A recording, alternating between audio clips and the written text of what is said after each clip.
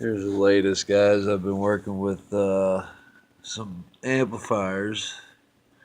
As you notice, these things are still on resistors, but they're getting some pretty bright flashes here. Look at these right here.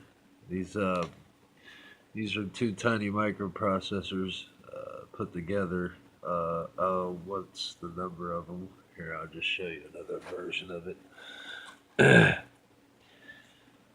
It's one of these guys here. It's using amplification.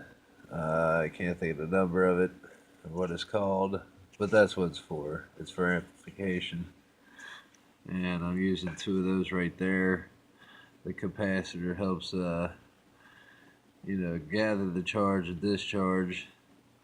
As you see, I have all the LEDs running out of one side. I'm using LEDs again. I could have used a speaker and just kind of made my own little amplifier. But instead, I use array code again with the Arduino,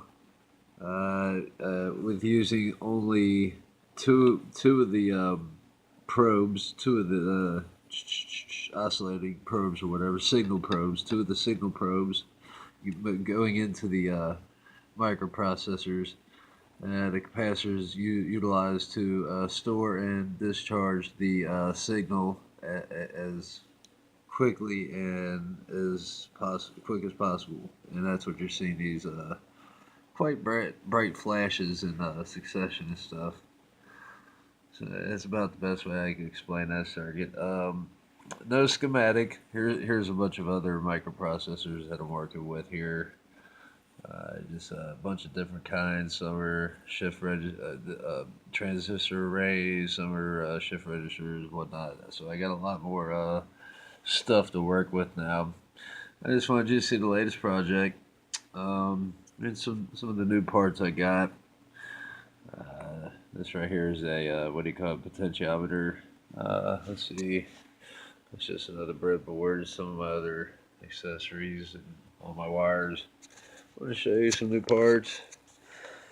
Look at all these microprocessors right here. I could have a field day with all these, especially with all these capacitors here. I could tune in all kinds of frequencies with those, or tune out. Depends how you utilize it, but then again, there's just so many microprocessors on here. See, it looks like an EEPROM on there, or a couple PROMs and EEPROMs.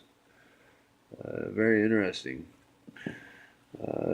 Here it looks like we got the heat sinks and the power MOSFETs.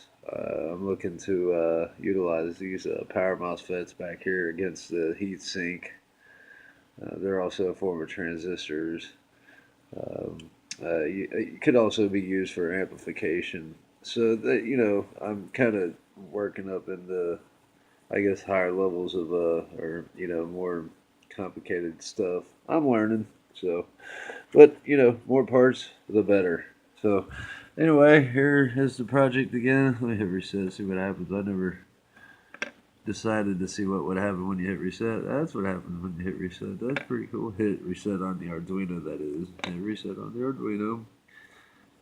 And that's what happens. It stays lit for some reason there. And notice the flashing, even with the resistance, the resistors there. Those are 22K, I think, 22K resistors there.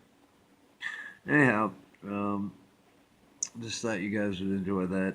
The two little mini microprocessors there, typically used for amplification. Looks like it just knocked one of the capacitors loose there. It's okay, I can easily just plug that back in.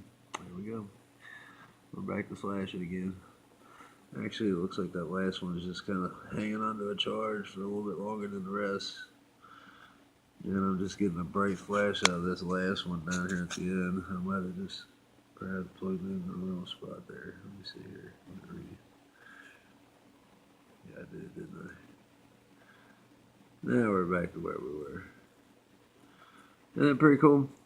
And it's only two signal probes coming from the array code from the Arduino, which is stored into this microprocessor here.